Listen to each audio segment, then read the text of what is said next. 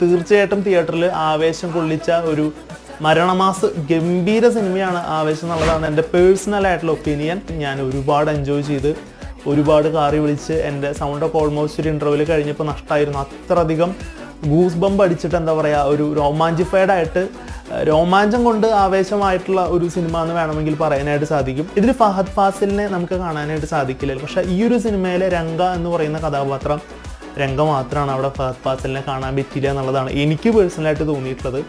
അങ്ങനെ ആകെ മൊത്തത്തിൽ പറയുകയാണെന്നുണ്ടെങ്കിൽ ഫഹദ് ഫാസിലിൻ്റെ അഴിഞ്ഞാട്ടം കാണാനായിട്ടും പ്ലസ് ടെക്നിക്കലി ബ്രില്യൻ്റ് ആയിട്ടുള്ള ഒരുപാട് ഇമോഷൻസ് കാര്യങ്ങളൊക്കെ കൺവേ ചെയ്യുന്ന ഹിപ്സ്റ്റർ, മിഥുൻ, റോഷൻ തുടങ്ങിയിട്ടുള്ള പുതിയ പിള്ളേരുടെ കുറേ പ്രകടനങ്ങൾ കാര്യങ്ങളൊക്കെ ബേസ് ചെയ്തിട്ടുള്ള ഒരു എല്ലാ വിധത്തിലുള്ളൊരു package, action, comedy, thrilling elements, ചെറിയ ഹൊറർ എലമെൻറ്റ്സ്, ഇമോഷണലി കണക്ട് ആവുന്ന കാര്യങ്ങൾ എല്ലാം കൊണ്ട് പറഞ്ഞിട്ടുള്ളൊരു കൊമേഴ്ഷ്യൽ എൻ്റർടൈനർ പാക്കേജായിട്ടാണ് ആവേശം എന്ന് പറഞ്ഞ മൂവി എനിക്ക് അനുഭവപ്പെടുന്നതായിരുന്നു.